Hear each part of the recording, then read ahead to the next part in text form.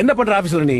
2 மணிக்கு ஆபீஸ் தான் 8:30 மணிக்கு லாகின் பண்ணிட்டு சார். ஹாஃப் அன் முன்னாடி எதுக்கும் அவார்டு கொடுக்க நீங்க நினைக்கலாம். ஆனா அப்படி கிடையாது சார். ரெஸ்ட் ரூம்ல போயிட்டு 3 ஹவர் மூஞ்சி கழுவுறது, 4 ஹவர் தலை வராது. இப்படி பண்ணா ஷார்ப்பா 9 o'clock ஒர்க் ஃபோர்ஸ் இறங்கிடும் சார். ப்ராஜெக்ட் லீட் கொடுக்குற ஒர்க் பார்க்கணும், டீம் லீடர் கொடுக்குற ஒர்க் பார்க்கணும், பக்கத்து பேர் இருக்கிற ஹெல்ப் பண்ணணும். இப்படி எல்லாத்தையும் பண்ணி முடிச்சுட்டு என்னடா பண்ணலாம்னு யோசிக்கிறதுக்குள்ள டக்குனு கம்யூனிகேட்டர்ல பிங் பண்ணுவான். 12:30 ஆகுது லஞ்சுக்கு போலாமான்னு. 10:30 மணிக்கு சாப்பிடலாம்னு சிட்டி மத்தியானம் 12:30 மணிக்கு போய் சாப்பிட்டா அதுக்கப்புறம் லஞ்ச் எப்படி சார் சாப்பிட தோணும்? சரி திருப்பி வந்து வேலையை செய்யலாம் அப்படின்னு சொல்லிட்டு பார்த்தா வேலையே செய்யாம எங்களை வேலை வாங்குறதுக்கு ஒரு 7 பேர் வேலைக்கு வச்சிருக்கீங்க பாத்தீங்களா?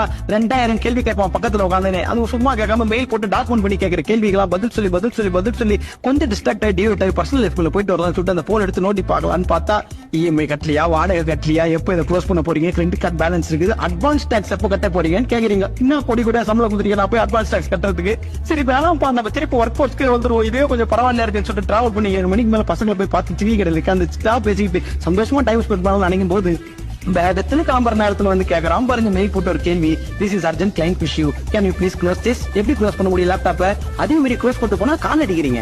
இப்படி எங்களை 24/7 வச்சு செஞ்சா எப்படி சார் ஒரு வருஷம் ஆக முடியும்?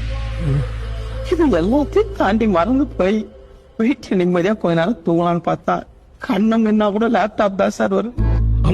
அப்புறம் திருப்பி காலையில நான் ஆபீஸ்